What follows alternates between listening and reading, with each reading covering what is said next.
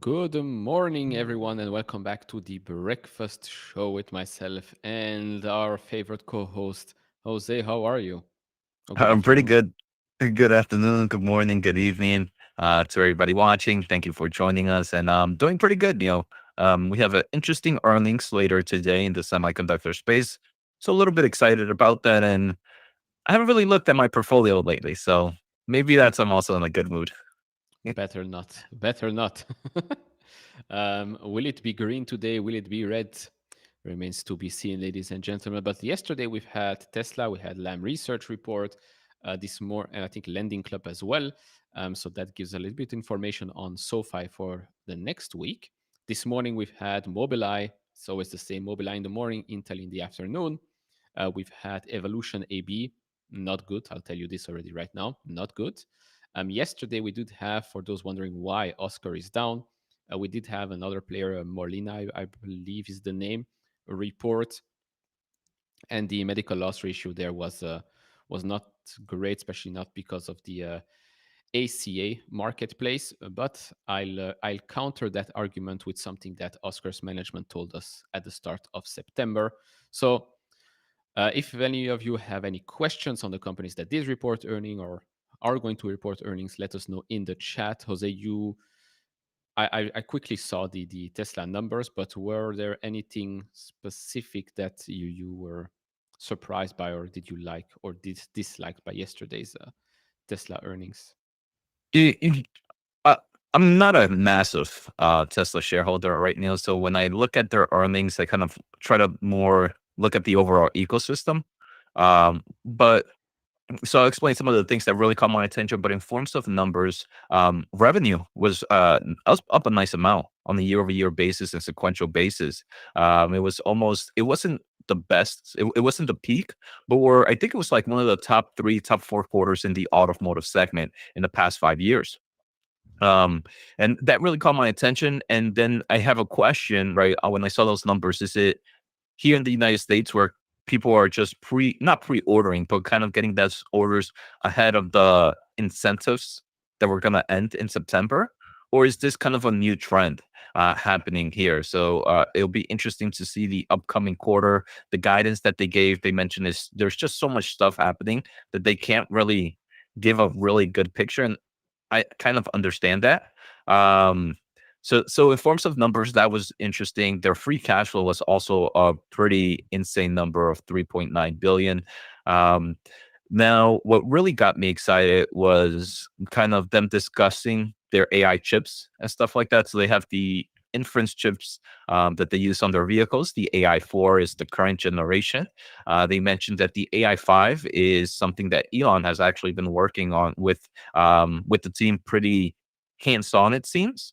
And what I found interesting, Neil, about this one, it's the A5 is going to be manufactured by both TSMC and Samsung. And one of the reasons is they want to have a nice amount of excessive chips.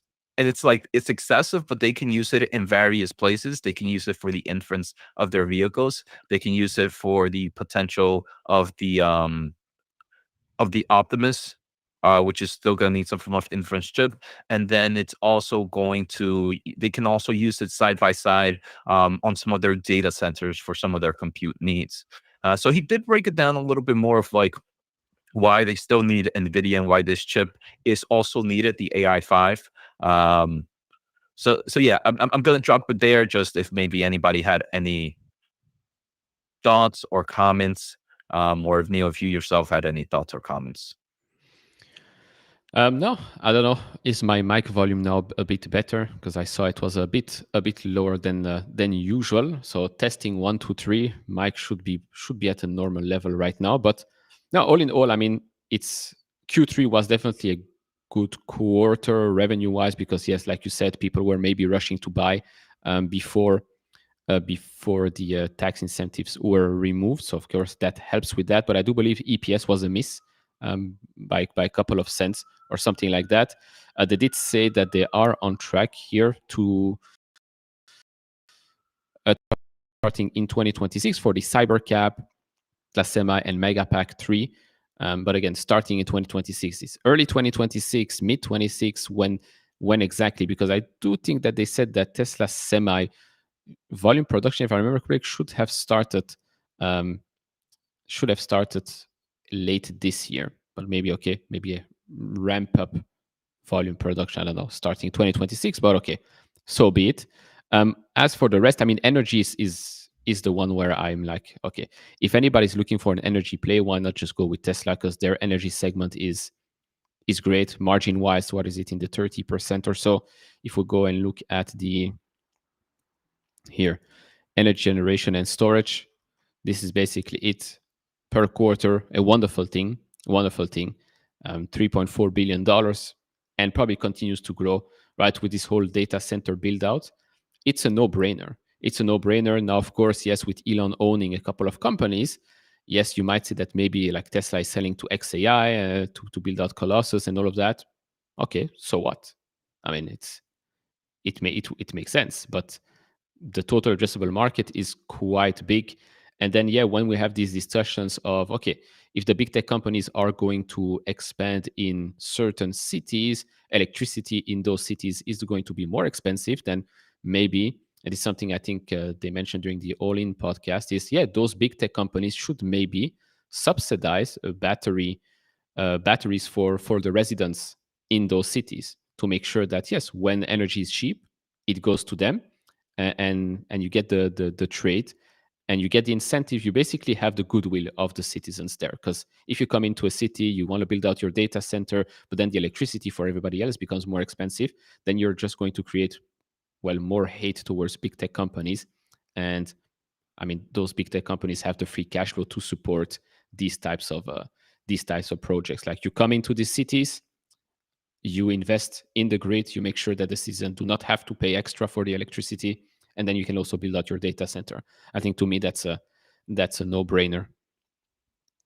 Yeah, yeah. I mean, the energy part is definitely pretty strong for them, and even Elon highlighted how a growth potential is obviously the data center space. It's something he's talked about, I believe, in the past few quarters as well. And then I know you mentioned the earnings per share. They did talk about how both tariffs and kind of fiscal changes in the United States created about a $400 million hit in in there we go. Yeah, in operating expenses, and it was pretty much broke even between the both energy and the automotive company. He says it's pretty even, 200 about 200 million in each segment. Um, but yeah, I mean, interesting way to see. It's obviously going to be even more interesting to see how the market shifts with no longer having those incentives and what kind of tailwinds we will see from there. Um, I didn't listen to the call completely because I had to leave midway, but You I fell read some asleep. of it. You I fell fell asleep. asleep. No, I had to take the little one has swimming, so we went to swimming classes. But one thing that I'm curious about, maybe I don't know if I've talked to you about it, but they always talked about having the more affordable option, right? The more Hmm. affordable vehicle. Then they released this standard platform. Which I mean, I think it sucks in forms of what you're losing to what you're paying. So you're losing that glass roof, you're losing a nice amount of things inside, some heating. I think for the back seats, you're losing a lot of things. Where I don't know if the $5,000 is worth it. In your mind, do you see this standard as just a way to maybe shut up investors that were an analyst that kept talking about a more affordable reason, even though they know, I mean, it's the same vehicle pretty much. So it's not like they created a new supply chain line or anything. It's a great way for them to say, look, we did it. We checked the mark. Now can you as an investor or shareholder or analyst stop talking about it? If it doesn't sell, it doesn't sell, but we did it at least. I mean, yeah, to me, of course, I mean, it sucks because I expected it, first of all, to be a bit cheaper, right? Because the difference is really not that big. And maybe it is made on purpose. So you go and spend that extra 5,000 to get all of the extra things. Okay, fine. But again, the goal to me was to Yeah. create actually an affordable vehicle. Okay, maybe on a per month basis, it's true that it is cheaper as well. But I thought they could have maybe offered a sub 30 sub 30K car, because in Europe it's still very expensive. Like in Europe, Teslas are still very expensive. I saw a post, I think last week, that said that the average price of a vehicle now has reached $50,000 in the United States for the That's first time. wild. um, that is wild. That is wild. And again, I don't know why, if it's only $5,000 cheaper, couldn't you have made it a little bit cheaper than that, and then yeah, try to upsell FSD, if because you can make up, because FSD is what now, 8,000, 10,000 or something like that, or per month is 99 or whatever. You can make it up through that, but I guess they still believe that people will not want to buy cars because of autonomous vehicles. Um, but yeah, to me, it was a miss. It was a miss because I really thought they would have been releasing a real affordable model that would definitely compete on pricing with, for example, the Chinese models out there, because the Chinese are making vehicles for pennies. Okay, they get the resources and sourcing for for pennies as well, because again, we know they control quite a lot of the supply chain. But still, it wasn't that great. But well, hey, maybe for some people this is good enough. Maybe they just need four wheels and a steering wheel, and that's it. Yeah, and I like that analogy where they just want something cheaper to really upsell. It's like you can buy a medium fries for $3.99, or you get the large one for $1 more. Yeah, it's like Kind the of sense, Starbucks right? thing, Yeah. the psychology of the pricing there in the middle. Yeah, maybe I don't know. And then we'll see with the cybercap, right? Because there's still some people debating cybercap. Is it going to have pedals and steering wheel? Is it not going to have? To me, I mean, again, it's a whole debate of people that believe that you want to buy a car. I still believe that people would like to own a car, because I don't know. It's been like this for a long time. You would like to own the car because, if I don't know, in 10 minutes I would like to go out and I don't want to take a robo taxi, I just want to take my car somewhere, then I would like to own my car. Um, but yeah, I guess that's the whole discussion here. But I do feel like we are not that close to having everything autonomous. And I think the messaging has also changed a little bit, because it's been like 2 years where the messaging has been like, oh, FSD is here, full self-driving unsupervised is here. But now, like, the messaging has been uh, a bit calmer, I think, which is much better, because we know that Elon timeline doesn't make any sense. I wonder if the messaging has gotten better just because we are seeing kind of more improvements on FSD at such a rapid pace. I mean, uh, m- I just got the new 14 point, I forget what, 14 point something Hmm. on my Tesla Model Y. And one thing it did yesterday, my wife told me, is it actually pulled up to the driveway and parked this time. Normally, it would just like try to find parking outside, but now you can set driveway parking, and I think that's crazy. That it literally from start to finish, she has about an hour and some change commute, and she pretty much could turn it on and just do nothing for that time frame. So it it's crazy. It's pretty cool. Now stock price though completely different. It's probably not my favorite Max 7 to be purchasing at the moment. So while I am excited about kind of the technology itself, it's not a stock I would be excited to be purchasing at these levels. Um, any thoughts from you there, Neil? No, I agree. I agree. I mean, it's down 3.8%. It's going to be up 11.4% this year. It's up quite a lot, of course, since the lows in April.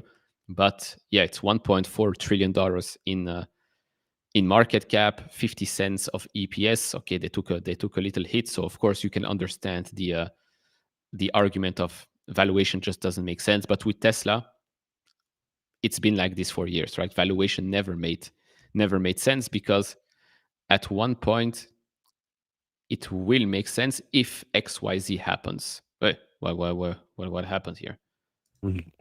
Sorry, I didn't have chat, so I just reset real quick. Okay. Um, because yeah, if they do scale up robo taxis, again, I'm in the camp of yes, they're going to scale up robo taxis, but they're not going to be the only ones, as we are clearly seeing right now, right? With Waymo, with all of the partnerships that Uber has, there are lots of other players out there, Baidu, some other Chinese players, Pony AI. I think autonomous vehicles is going to be commoditized. It's going to be a commoditized service in the future. It's going to be a race to the bottom. The question is, when are you going to have like a large scale fleets worldwide? Remains to be seen.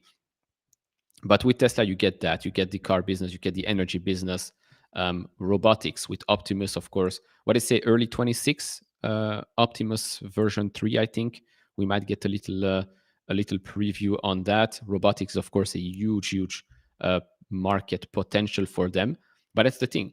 With Tesla, as an investor, you have to understand that you're buying the company today, yes, but you're definitely buying, let's say, expensive call options on huge potential business expansions in the future. It's not something I'm saying today. It's something that we as Tesla shareholders have understood um, for quite a while, for sure. Um, I don't own any car right now. I love cars, um, but yeah, if I would buy a car, it's probably going to be a Tesla. Because I like it. I like the tech. I like the way it drives. Um, FSD, I've tried it now a couple of times. Also, it's very nice. I didn't try the latest versions, but if you don't try and experience it, then you have no idea what's going on. And I think you, as a owner, can tell us for sure, like that it is getting better and better. Yeah, I mean, again, now we're talking about the technology. Definitely not. I don't want to seem like I'm uber bullish on the stock. Like I mentioned, it's my favorite, my least favorite Mag 7. I believe it has opportunities right now. Definitely. In terms of the vehicle, I enjoy it. It was one of it's the only car, Neil, that I've bought that I haven't had like even a tad amount of buyer's remorse. Every other vehicle is like, this car is fun as heck, but it's like, did I really need it? Did I really need it? And this is one of those big major purchases that um like I'm not it's like I'm happy I did it. And for my next vehicle, it's like I'm not going to get another Tesla anytime soon. I would wait for the AI 5, which is so crazy. It's like buying a PC now. It's like no point in buying anything now until you get the upgraded chip. But I enjoy the product a lot. Every time I put FSD, I get surprised of how well it is. Um, and that's coming to, like I said, I really do enjoy cars. There's a lot of cars. Well, it used to be a nice amount of cars in my catalog. Now I'm only down to two, but it's like I range from um, I don't want to say, but just yeah, I enjoy it. It's a really fun car. Yeah. Of course, petrol heads and everyone is going to say, yeah, but it's electric, it's not making noise, and this and that doesn't feel like a real car. Trust me, as someone who has driven quite a nice cars, I didn't own it, I just had to drive some because I know people that had. It's true. It's not like driving a Ferrari, it's not like driving a Lamborghini, or even some people here in the chat say a BMW M4. Yeah, it's true. It's not the same sentiment, but still, for the majority of people, you just need a car to go to work, to go with the family somewhere, to bring your kids to school. And a Tesla does it. It does what it has to do. In the US, you also have FSD. Now, you might be a skeptic or not, but I highly suggest you go try it out, because it is quite something. It is quite something. And again, we're only talking here now about the product. Both of us own Tesla shares, but it's not like we're jumping right now to go buy it, because yes, indeed, it is probably my least favorite Max 7 at current valuation. Quite far actually from the Googles and the Amazons, for example. But I am still astonished at the amount of free cash flow for the quarter and the fact that they have $41 billion in cash, um, despite building out gigafactories, data centers, and all of that. It's quite impressive, the capital efficiency of the business. But yeah, if you look at margin, uh, earnings profile, it is definitely a joke from a valuation perspective. That's uh, that's for sure. That's for sure.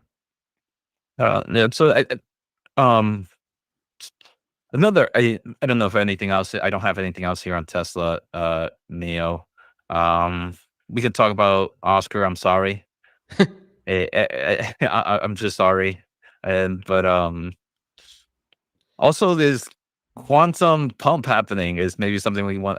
I saw some questions coming in.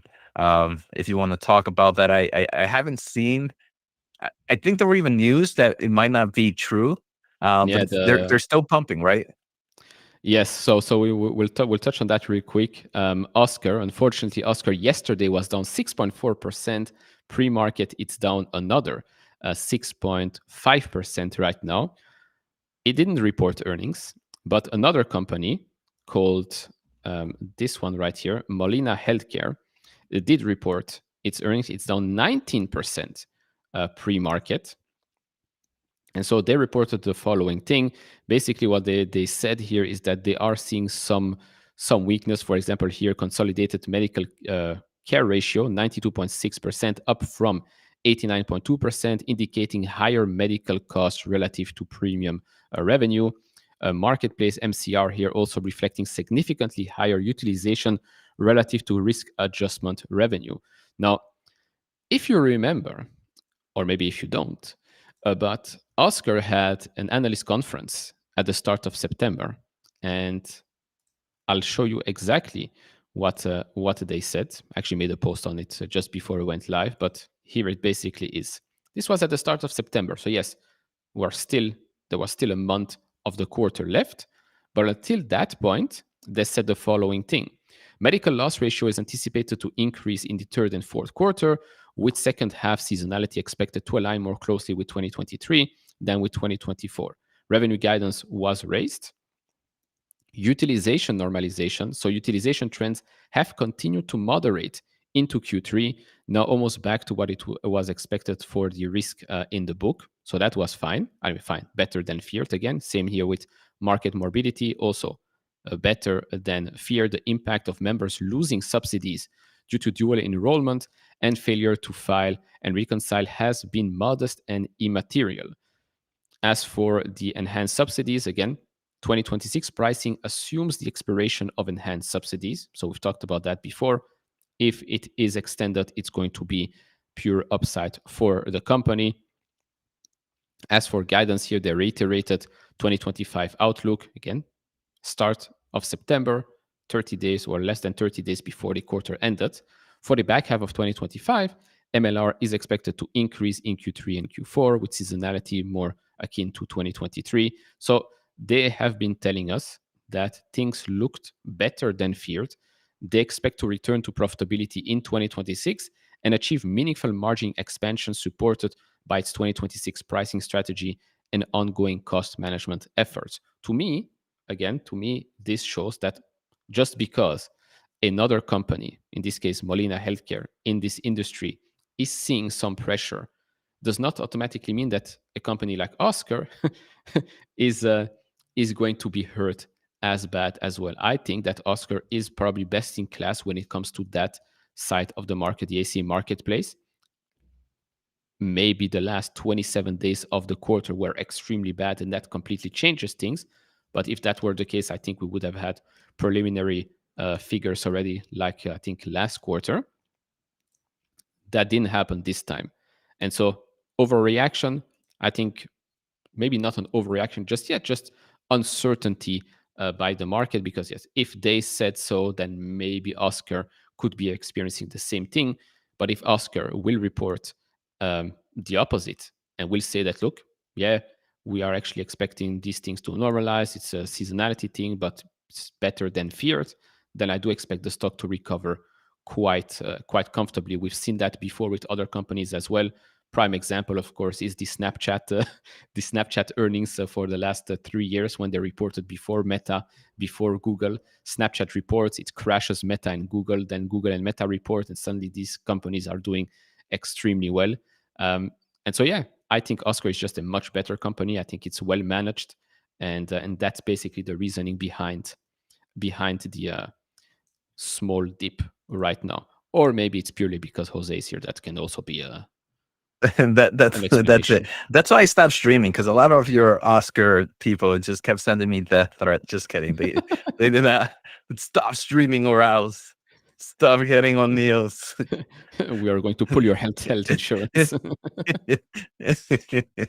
um, um, yeah, I mean, we can see the stock is still doing pretty nice. I mean, last time I remember I saw this stock at like $15 when it was really tanking just a few months ago. So even here at the 19%, that's still some great returns for shareholders. No, it's So it's a stop being mean to me. extremely yeah, it's a extremely volatile stock. I mean, this thing goes up Yeah. 8%, then goes down 8%, goes up 6%, goes down 6%.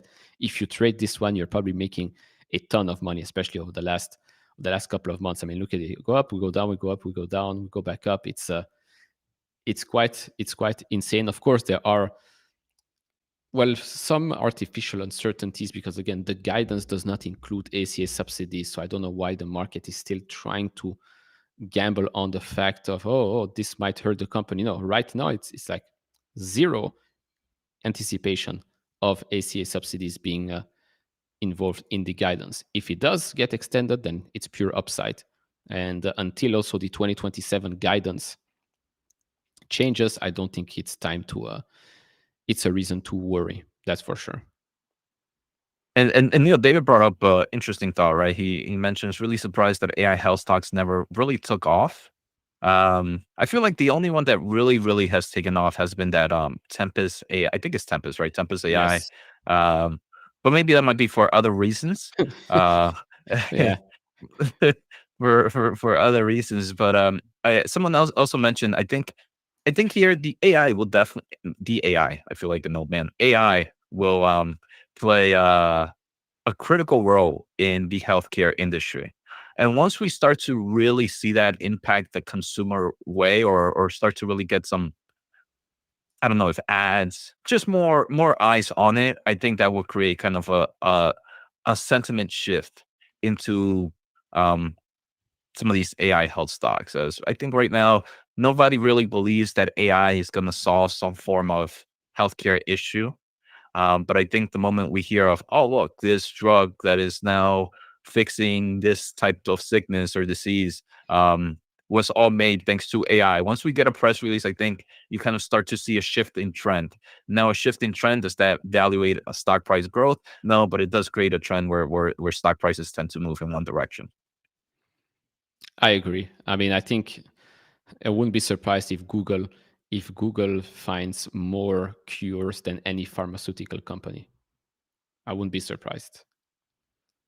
But yeah, Tempest And then they have that is Fold, right? I think Fold AI, Fold is their AI AlphaFold. model, Alpha Fold, Yeah, right? Yeah. So, I mean, if they should stop with the quantum stock, quantum pumping, and they should go with the AI healthcare pumping instead. exactly, exactly. Yeah. So the let's put this one for example, Rigetti.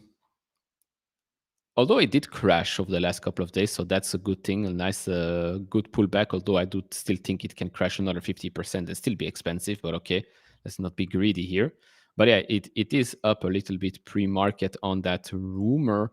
Um, Actually, a bit less now only 9.3% pre-market.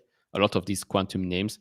on that rumor that maybe the U.S. secretary has been talking to some of these quantum computing companies, but it seems that that's not true at the moment. Although we do have a Trump announcement at 3 p.m. today. So people, of course, starts to speculate, oh, is it another um, investment in certain sectors, yes or no? If it is, it's probably first going to be the defense industry, in my opinion, and not and not this quantum thing. At least that's what I think. I don't know. Might be wrong, but yeah. So we could have a nice pump until 3 o'clock, and if it's not it, we'll have a nice dump afterwards. Or if we get, or if something gets leaked, then we just have to check those betting. Um, we have to check those betting platforms to see what's the real answer. Probably, although the betting platform yesterday were completely wrong on the Tesla earnings because it said like 85% or so that they beat earnings, and it was a miss.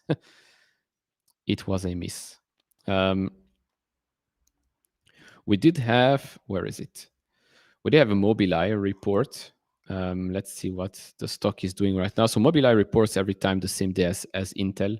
Just the stock is basically flat right now. And Intel reports later today. I wonder, do you think they will make an announcement? Or is it just going to be like a boring quarter and then just talk about whatever was announced over the last 2 months or so? Um, Mobileye or Intel? Intel.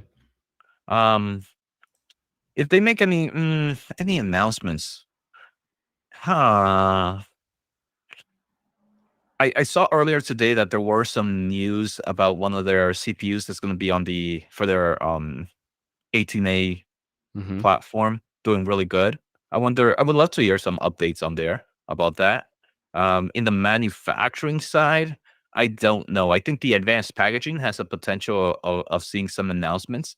Usually there though, they don't say any big names. They just say, look, we got more customers here or more growth potential in the advanced packaging side. Um, if there's any major announcements, it'd probably be the selling off some. I think Lee Bhutan is still gonna wants to find more money. So I think it's more either selling equity. Maybe I think they still own a good amount of Mobileye. Maybe sell some equity here. But yeah, outside of that, I can't think of anything, Neil. How about you? Um, yeah, I wonder. This was the Intel Panther Lake processor show 25% graphics boost in early tests. So I guess that's a good thing. If they do announce something, it's probably going to be a foundry investment announcement. Because selling a stake in Mobileye, you would assume that it would have been announced when Mobileye also reports, which just happened, but they didn't announce anything. Um, but yeah, I guess comments on 18A, progress on that, maybe some 14A early signs, but I highly doubt it. There will still be questions on that NVIDIA announcement for sure. Um, because as we know that it does not involve Intel Foundry as of now, it involves TSMC, which to be honest is really not that bad because that would make Intel products actually a super competitive as well. Um, but yeah, I expect the quarter to be a beat because it's quite easy to beat, and we've had comments and signs that things are looking better than feared again. But yeah, guidance for Q4. Q4 is a holiday season, so we'll see how strong that can be. But any announcements to me is probably going to be something for Intel Foundry for sure. Maybe a Microsoft one. I don't know. No, in the past month, Neil, I've seen two interesting announcements or reports or rumors about Intel. I wonder if we get any clarity on them. On OCP, this is not a rumor; it's an announcement. They mentioned that they're working on a new type of CPU. I forget what it was called, but they're going back to the AI accelerator market. Um, it's not expected to sample customers till 2026. I forget the damn name of it. Um, but the second thing that I've heard is Semi Analysis posted a few weeks ago that Intel's going to find a way to use their Gaudi 3 as a form of ASIC that you can kind of plug into a lot of servers. Hmm. So they have massive inventory in that. And I don't think they're making more of them. It might just be just trying to find ways to sell that excessive inventory. But any update on that would be would definitely be pretty interesting to hear. And finally, obviously, we got the big Nvidia and Intel news. Do we have any updates on that? On when might we start to see potentially the chips that are going to come out from that? Yeah, because they did say that they've been working together on this for a while.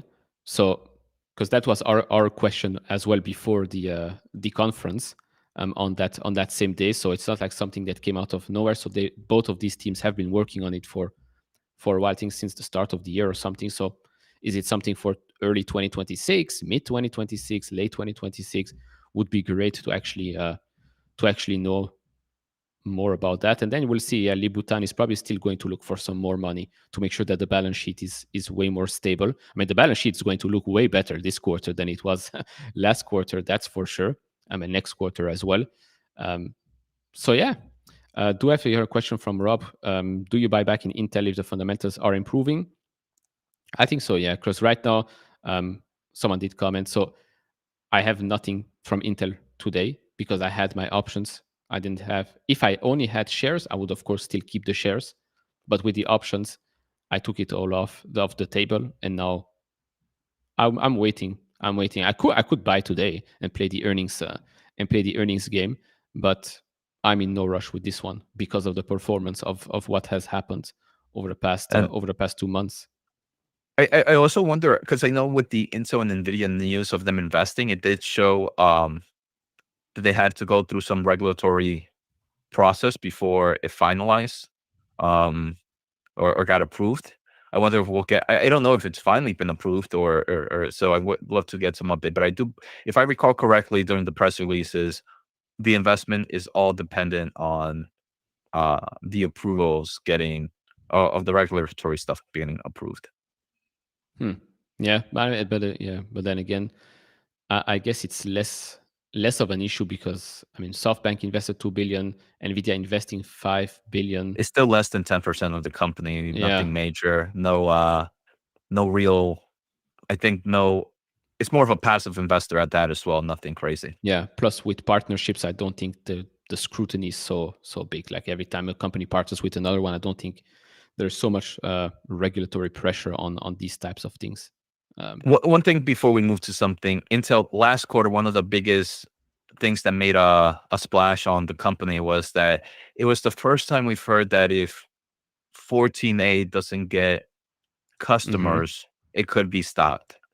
So I wonder if that's analysts are going to be, oh, so what's the current, um, what are you guys projecting here for 14A? Is there any visibility on potential customers coming in, or what? So I think that's also going to be a topic, as last time we did see that in their 10Q report. Yeah, yeah, no, for sure. Especially after all of these announcements, would be something good to hear. So, this is the current situation with the quantum stuff. We've also, yeah, yesterday we've had Google talk a little bit about quantum. We've had IBM talk about it a little bit right now. And this was just released a couple of hours ago. A US commerce official told Reuters in an email statement that the department is not currently negotiating with any of the companies. So the quantum names out there. Where there's smoke, there's fire. I don't know, but Yeah, plot twist. It's they're not negotiating because the deal has already been negotiated. So it's like they didn't lie to you. That's the quantum balls right now. It's like uh, it's all between the lines. yeah, but I mean, but I don't even see the why would they like what's the reason the U.S. government would want to invest in these small companies for quantum? To me, it makes zero sense. Like invest in IBM and Google, that would make more sense to me. Yeah, I mean, right now it definitely seems like they have other things on their minds. Like, to me, let me just say, a lot of what the current administration does is where a lot of the big money is flowing, right? A lot of the big money is flowing in AI chips and stuff like that. So that's certain parts. The semiconductor industry coming into the United States is another nice amount of big flow of money. Um, I don't know. I doubt there's a huge amount of flow of money here where You're seeing kind of like the rare earth also being a nice flow of money right now. Hmm. So and also for national security purposes as well. So I don't know how this falls within those ecosystems. Again, I'm not an expert in quantum, but if anybody has any thoughts on how it falls either on the national security side or a big flow of money, we'd love to hear it. Then if someone says it's just gonna overtake AI, I don't think I'm gonna listen to you. No, and I mean, also every time we hear like new things from quantum computing, it's usually from the big boys. It's rarely from the smaller ones. And every time, for example, the Google announcement yesterday, or the Google little quote yesterday, or IBM's comments on it, it makes you think, why would you need these smaller billion-dollar companies that make $0? Why would you need exposure through them? If you really want exposure for quantum, just buy the big boys, because the big boys will probably actually reach something useful before all the rest. Neil, question for you. Yesterday was a pretty bloody day. Did you do Indeed. anything on your portfolio? I bought a bit more of Nebius under 100. Mm, Um, nice. Keep accumulating a little bit. Can it go lower? It can go lower. Um, but yeah, to me, it's if it goes even lower, we were back at prices after the Microsoft deal. Like after the Microsoft deal, we closed out at 90, 98, $99 or so. Um, and so yeah, that was the only thing yesterday. And then since we are in the earnings season, I'm trying to keep a bit more cash to see what's going to happen over the next couple of weeks. Um, but yeah, that's the only thing I did Uh, yesterday for now. uh, Same here. I didn't buy. I sold some puts on Nebius yesterday. So with the same mentality, that's the only one that really caught my attention, and the one that I feel like I'm a little bit lacking in forms of position, and don't mind getting more into. If it does, um, if the puts get exercised, I'm happy with it. If not, premium was really great Hmm. yesterday. Fair enough, fair enough. There was a fintech company. Actually, let's first.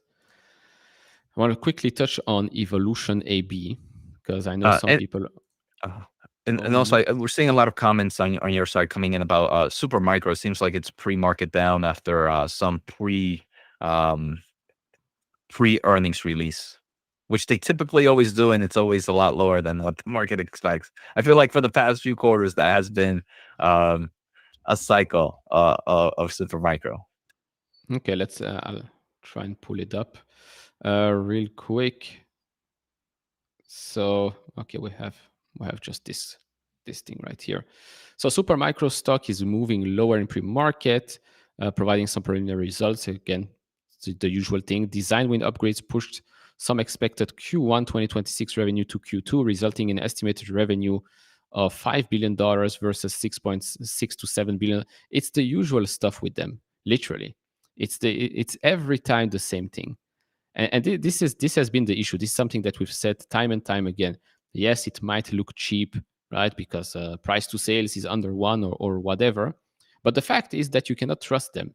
The fact is that every time they give you guidance, it comes in lower. And there's always an excuse. Oh, it's because of NVIDIA. Remember that thing last year? It's because of NVIDIA's delays. Or we don't know what to do. It's because of NVIDIA. But then at the same time, you have Dell that doesn't seem to have the same issues as SMCI. Here again, Q1 was supposed to be $6 to $7 billion. Now it's $5 billion. And it's been like this for the last God knows how many quarters that it comes in lower. Fiscal year 2026 revenue guidance was supposed to be what, $40 billion. That's also expected to be much lower. That's the problem when you don't trust management, then doesn't matter if you think it's cheap or not. It's just not worth it, in my opinion, at least. Yeah, I was just oh, there we go. I was looking at their press release. It's interesting, right? Because the original 2 quarters or 3 quarters ago, when they really moved it off, it made sense to me because of that Blackwell delay and the Blackwell issue that was happening. This one doesn't make sense to me. It really doesn't. Is it that the people are just, we don't want the GB200 no more? We're seeing that we want the GB300 and the B300 platform. to me, then it means that they're getting inventory too late, that by the time they get their share of the chips, the market already wants the other one. And that doesn't seem like, I don't know if they've done something to get Nvidia mad, where they're no longer the preference of getting those chips ahead of time. Because if they got the GB200s and the B200s when they came out, they would have been able to meet this. Now it seems like, look, it seems like maybe we got it a little bit too late. We're actually seeing more demand for the GB300 and the B300 instead. The only maybe saving grace is, after this generation, the B300, Nvidia will go back to that about 12-month time frame of releasing the next chip. With the B200 and the B300, it happened so fast because of that delay. They didn't stop GB300. So let's say the GB200 was 3-month delay, or whatever it was. Now it was only about a 9-month difference between the GB200 and the GB300. So, but still, I'm not liking this one. That it's been, the design wins have pushed off to the next upgrade cycle. And look at the last sentence here. We see customer demand accelerating and we are gaining AI share, reiterating revenue of at least $33 billion. Remember last year, that was supposed to be $40 billion. It's a $7 billion difference, but they had to add with the expectation of delivering more. With the expectation of delivering more. I mean, just don't add that, because you've been under delivering for quarters now. It's just better to not say anything and just over deliver. That's it. But hey, And the stock margin-wise, is recovering, right? And that's completely different. My thoughts, and I'm pretty sure your thoughts, Neil, have nothing related to the stock price itself. I'm guessing they probably also gave some strong numbers for 2026 later on in this thing. Some crazy number. I think GB300 is going to do great. And best of luck here. But the server business is definitely not the business I want to get into. yeah, it's a very low margin business. Very low margin business. And again, if you want exposure to it, I think Dell is just a better choice. Because you also get the other, of course, Dell business. The other company that reported is Evolution AB. That stock is down 8.5%, was down a little bit more. I used to follow this a bit closer because, yes, it was cheap. Management did explain well what's going on with the company, in the industry, etc., etc. But this quarter was not great. This quarter was not great. And actually, I did miss here QNC. Thanks for the super chat. Are you planning any fan meetups in the future? I mean, who knows? Who knows? Maybe in the future. Maybe if I do come to the US for a World Cup, World Cup games, maybe that could be a good time. But I'll have to first find tickets for that. But Evolution AB. If we go and look at the report real quick, I'm not going to spend that much time on it. If we go and look at the report for the quarter, let me actually find. It's not great. Okay, it's not great margin wise, revenue wise. It's not great.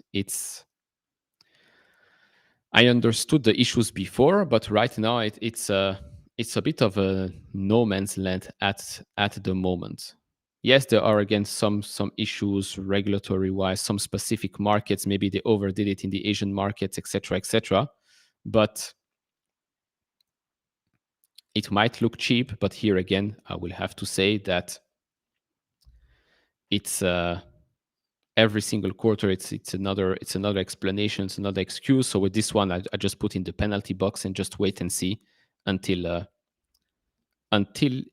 it's clearer and easier to understand what exactly is going on there. But yeah, overall, it wasn't a good quarter for Evolution. Not a good quarter from a revenue perspective. Not a good. What do quarter they do, from Neil?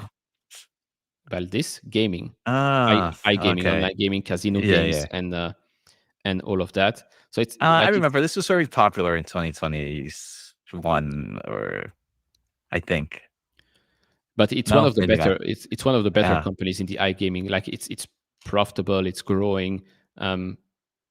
But yeah, here again, negative and volatile developments in Asia, growth in Europe.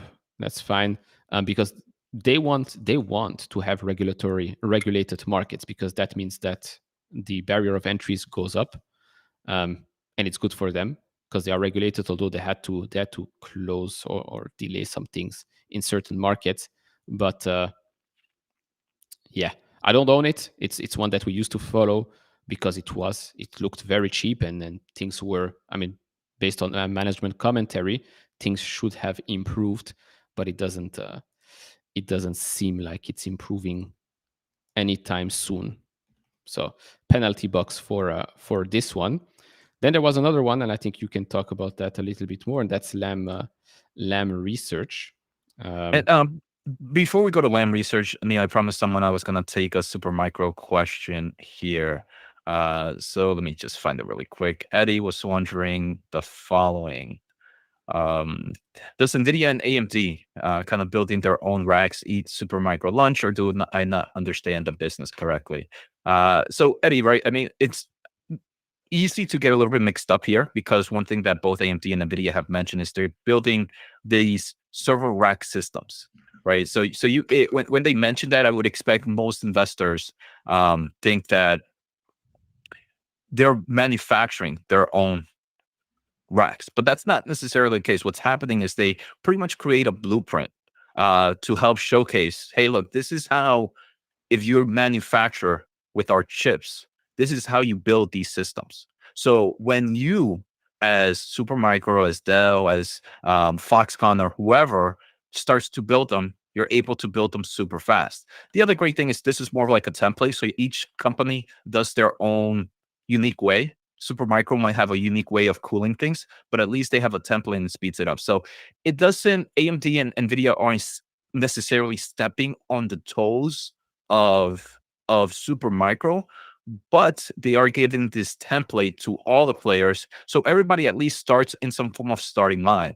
Then that's where now you have to differentiate yourself as a business and say, why would I want to go with the Supermicro rack opposed to a Dell rack or a Foxconn rack or whoever rack? Um, and yeah, so that's where they fight off, and that's why you kind of have like a very price war within this market, because the difference is all on what the company itself is doing. with that, let's have a quick look at Lam Research. I see it's down a little bit. It's down a little bit. It has been performing very well, actually. I actually like the majority of the equipment makers out there. So it's down a tiny bit right now. Um, did you have a chance to look at the report? Yeah, definitely, Neil. And I don't know if you want to go into this. Let's look at some numbers. Revenue. I think if we can go to financials real quick, um, just actually look at the charts. Um, Charts or slides? Which one do you want to? let's start with charts and then we'll jump into slides. I just want to showcase. Um, I just total revenue itself was pretty strong for this company. I think it was a record revenue for them, which is pretty crazy. Yeah, it is a record revenue for them. We're seeing this cycle shift, and this is a indication of how the semiconductor equipment space is extremely, extremely cyclical. Um, Now, the thing is, it doesn't seem like we're at the top just yet. And even though we're kind of hitting the numbers we hit in December 22, and that's when everybody was trying to buy as many equipment as possible, because you saw um, this huge demand for everything since we were working from home and all that. So that's why the massive supply chain line. Then eventually the world said, you know what, maybe we don't need as many laptops and tablets and phones as we thought we did. We don't need to buy more supply chain lines. But this is pretty good.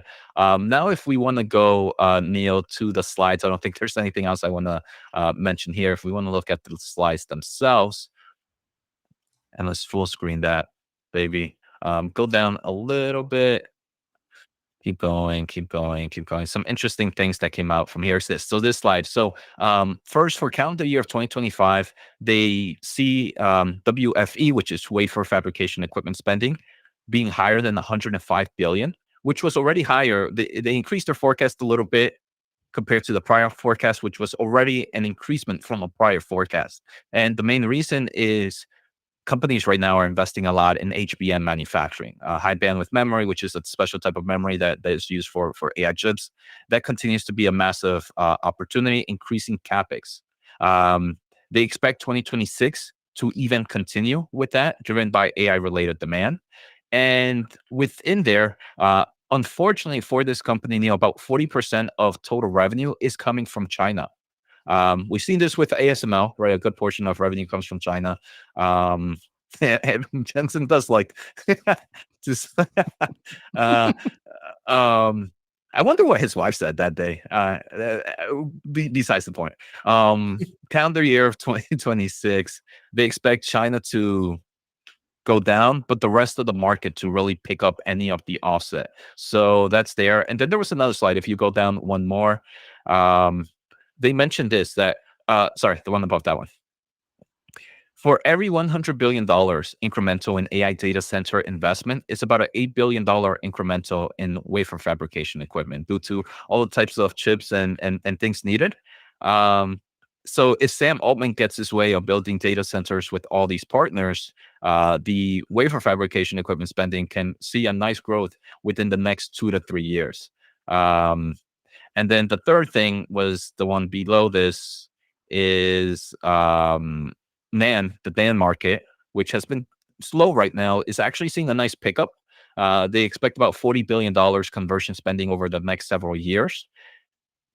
Things like SSDs, which are a lot of companies have seen nice memory players in the NAND Hmm. space recently going up, and they expect that to continue. So that's still a growth opportunity. On the short term, though, Neil, they are experiencing some margin pressure due to tariffs and recent policies and export restrictions. I think they reduced their margins for next quarter by about 200 basis points or so. Um, Overall, the company is really good. The only issue I have with it, if one was to look at next 12 months PE ratio, it is trading extremely, extremely high. I think it's trading around like 32, where historically it trades around 22. So it's a huge growth. And I do know we're about to have the market open in a few seconds here. So let me stop with that before. Um, yeah, but it's. I mean, it's crazy how fast the sentiment change. How fast this is like the pure cyclical businesses, right? Mhm. Because like six months ago, this thing was like pushed to the ground every single time. Not only them, like all the others as well. Now 2 quarters later, we're like all-time highs revenue quarter. Ding, ding, ding. Did it open? I don't see anything moving. Is No, the no, market no. closed? Did it say N- screw you guys? There Now you it go. is. Ding, ding, ding, ding, ding. Welcome to the market open. Bing, bing, bong, bing, bong. We are open, ladies and gentlemen, as always. Don't pay attention to the heat map. Pay attention to what's happening here on the right. Right now, we have here 50-50, I would say. 50% green, 50% red. We have some of the AI names trying to recover a little bit from yesterday. Not by much, I'll tell you that. Not by much. We have Oscar still down 6.4%. I don't know what I mean, the fluctuations are quite crazy.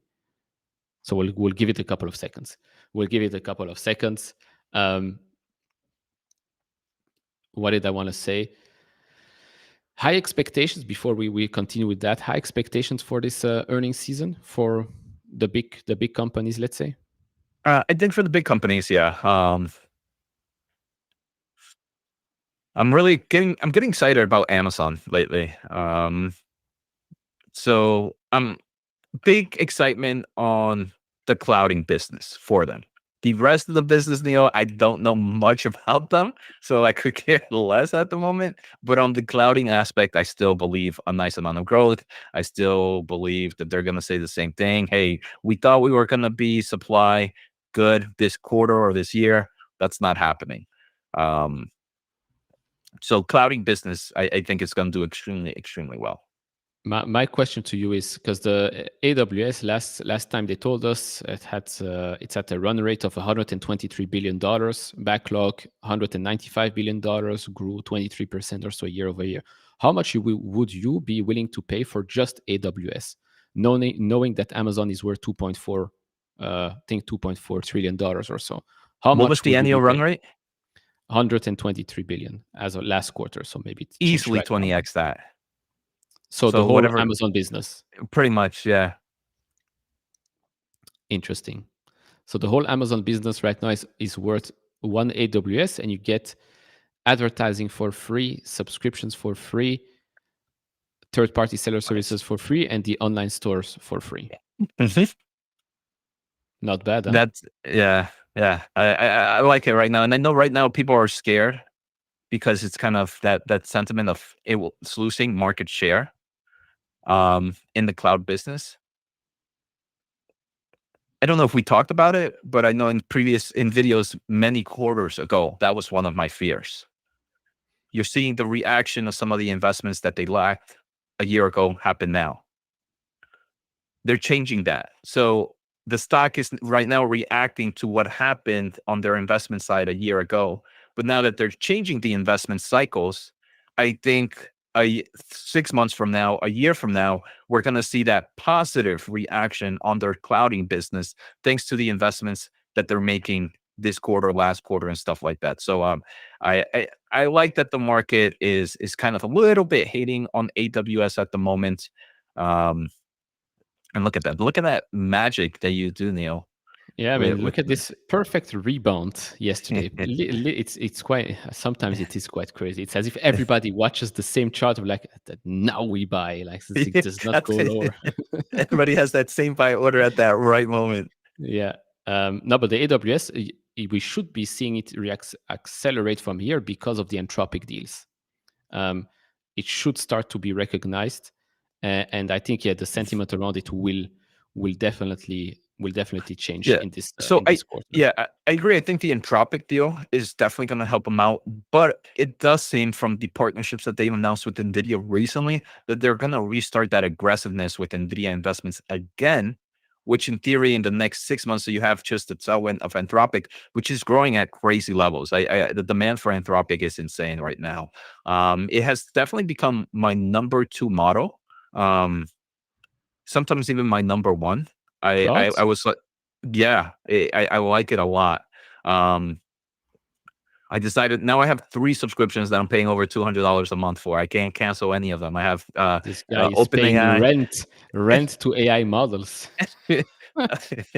um, but yeah, OpenAI, Claude, and Google Gemini. Those 3 are killing it. But I think Claude, this with these recent upgrades, really, really surprised me. Won't last long because I'm pretty sure Gemini 3 is coming out later this year, and I think it's going to crush everything. Because Gemini is the only one that still hasn't really upgraded for a while, I think. Um, but yeah, we'll see. With Amazon, I mean, yesterday or 2 days ago, we had that report that said that Anthropic is going to use Google Cloud for tens of billions of dollars worth of a deal. Amazon was down like 1 or 2% because of it, but then again, Google and Amazon are big investors in Anthropic, so if Anthropic wins, I guess they win. They win as well. But I think Google is going to be, I mean, crushing it. I think Google Cloud is crushing it for sure. Um, let's add Jose to the circle. Nvidia stock price goes up. I use that money to go back into AI. They buy more chips. If someone's asking how is OpenAI going to pay for all the data centers, well, now we know. Well, we know. Um, PayPal is surprisingly up a little bit today, but we're still under that 50-day moving average. Do want to see it above it before it reports, but that's next week. I'm still expecting an easy double beat from the company. I just want to have a more aggressive earnings call from management. But that's next week. Same with SoFi. Now, talking about SoFi, there is another company called Lending Club that reported yesterday, I believe, and that stock is up. Well, as you can see right here, it was up quite a lot more. It was down a bit, but that now is up 13.7%. Up 13.7%. It's a good indication of what we could be expecting from SoFi next week. The comments that I've seen from the company are pretty good, especially after the last couple of weeks of some uncertainty and all of that. So to me, it's like if Lending Club can put up these nice numbers, I think SoFi would have an easy earnings beat um, tomorrow next week. So Lending Club, we actually already have an analyst comment on Lending Club, raised the price target to $18. Key takeaways: structured certificates boost marketplace volume and interest income. 80% of originations from credit card debt consolidation. Credit tightening among peer open share gain opportunity. Again, to me, if a Lending Club is doing well, a SoFi should be doing well as well. Could also be a good thing for Upstart. I know, again, with Upstart, we've had that specific analyst talk about that, but then he did correct himself like 2 days later when all of these companies did lose billions of dollars in market cap. I was like, actually, a small mistake in our note. Yeah, small mistake worth 5% or so. But yeah, Lending Club, good report. Stock is up 14% right now.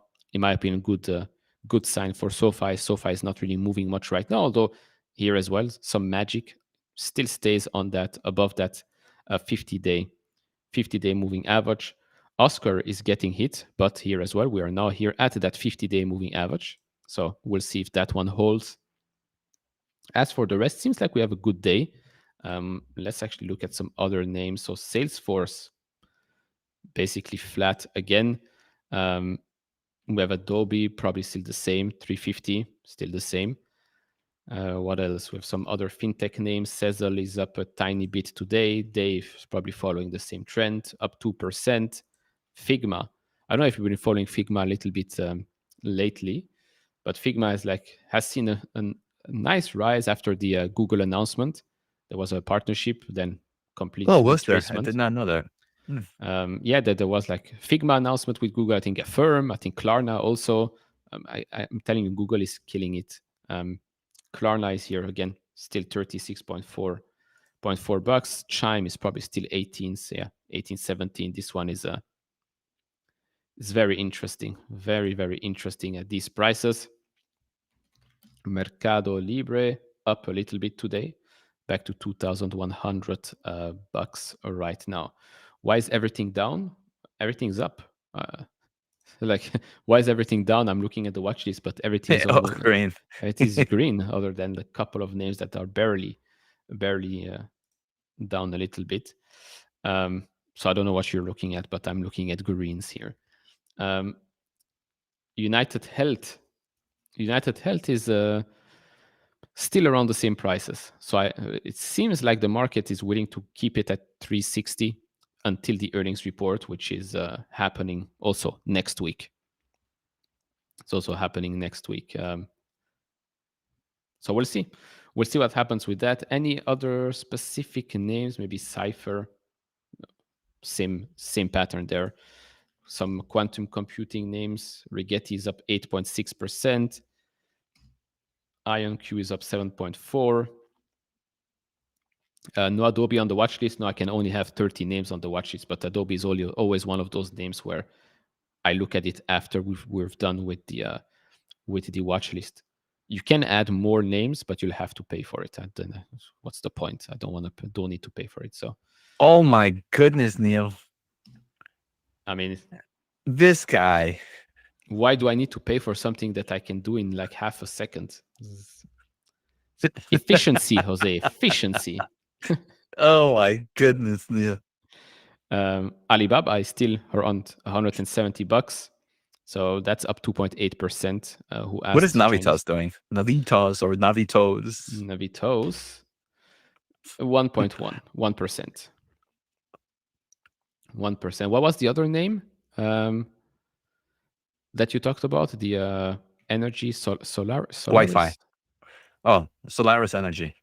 Huh. SEI. This 40 one, something. 46. yeah, I mean, all of these names have had this exact same Same pullback. yeah. Exact same pullback. White. There's like that's why the White. funny thing is like it's diversifying with a lot of these stocks. You're still pretty much within the same returns. Yeah, I mean that's why we wanted to trim and focus on the specific Sounds names, yeah because they eventually they all follow the same thing. yeah. So what's the point? What's the point? Of course, you maybe want to play the fact that one might get a deal before the other, and okay, Mhm. fine, Yeah. fine with that. JD.com. Still, I like Alibaba way more. I like Alibaba way more than JD. Thoughts on Lending Club? Rewind 5 minutes. I touched Yeah. on Lending Club. But yeah, all in all, some of the year, Iron is recovering a little bit, up 3%. Same with Nebius. Where is the Core Weave dudes?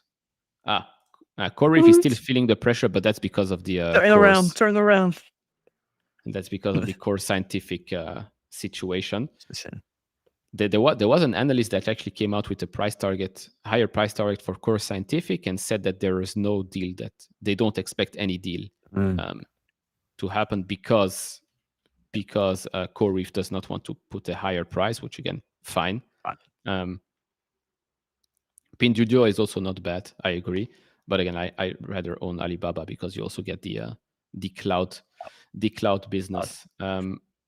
Oscar is down 7.2%. Oscar is not 13, or maybe I missed something, but I think it's only down 7.3 right now. And Roberto, thank you for trading View money. Now you have to. If not, I feel like TradingView can sponsor this, because the amount of times we show this on screen for free. Maybe actually I'll send them an email. Maybe I'll send them an email. But yeah, insider selling is quite aggressive in CoreWeave. Is it? Because I mean the expiry, the lockup expiry is has happened a while ago. Yeah, I mean, they every week you kind of see some sell-offs. I don't know if it's aggressive. I think it's aggressive in forms of the times, but the aggressive in size of the size, I don't think so. Yeah. I think Nebius's lockup is no. Yes, look at that Nebius. What? Look at Nebius. Sorry, I said yes. Look at Nebius. Excuse me. No, I'm sorry. no, because yesterday I was talking, because someone said, "Oh, lockup expiry for Nebius is happening soon," but isn't the lockup period after two quarters of being a publicly traded company? For who? For every company, no? Isn't it? Yeah, I think there's some rule in between though. I don't know. It's typically that, but then you can kind of offset it with some weird stuff if you have a good lawyer. Because if it's 2 quarters, we already had 2 quarters. We had one at the start, like we've had, and actually we had more, no? So I don't know. Maybe that was a mistake, or maybe there is, and again, something specific with Nebius. We'll see. We'll see. What are my thoughts on Chime? Why am I hearing myself?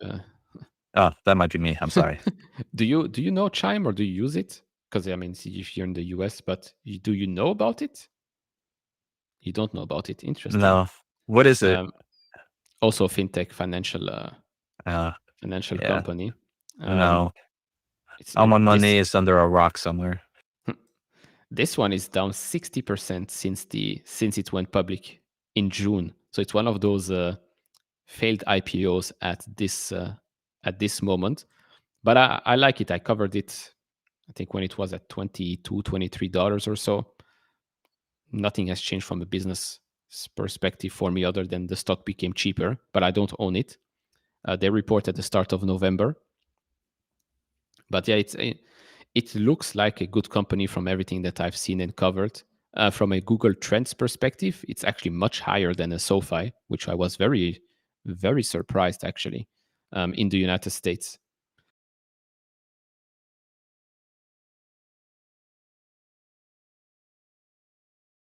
Did Neil freeze? Yeah, he froze. I was No, like, Neil, you are but I'm really good here. at staying still. Yeah, you're Thank you.